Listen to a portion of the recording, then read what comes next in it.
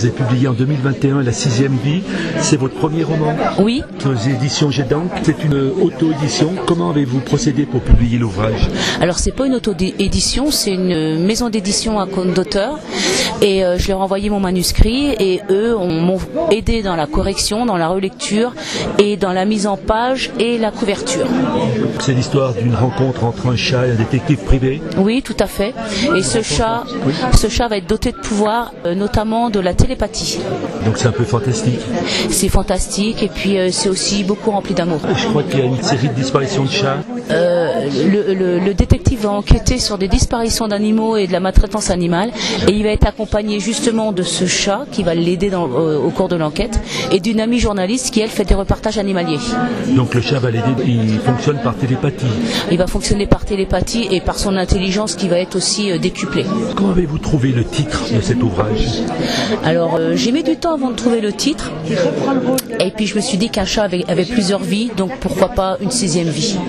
Ah oui, d'accord, bien. Comme on disait au début, c'est un aspect un peu fantastique de l'histoire. Pourquoi vous êtes-vous aventuré sur cette voie?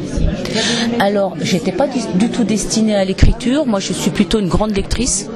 Mais ma fille a récupéré un petit chat noir qui était abandonné et sauvage.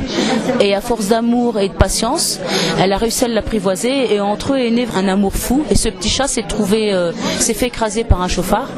Et je me suis dit, c'est pas normal qu'il soit mort comme ça. Je vais le faire revivre au travers d'un roman. Vous évoquez le trafic d'animaux. Pouvez-vous nous parler de ce fléau? Alors, tous les jours, en France comme ailleurs, il y a des animaux qui disparaissent. Alors oui, c'est des trafics d'animaux. Après, il y a beaucoup de personnes qui essayent d'étouffer certaines affaires. Et dans ce livre, mon roman, je traite d'un sujet grave avec légèreté. Mais il faut savoir que le grand public doit comprendre que oui, il y a des choses qui se passent. Vous avez d'autres projets d'écriture? Je suis en train de faire un deuxième roman qui ne sera pas du tout dans le même thème, mais ça sera vraiment du fantastique et de la science-fiction. Et ça sera sur le temps. D'accord, eh bien merci. Merci.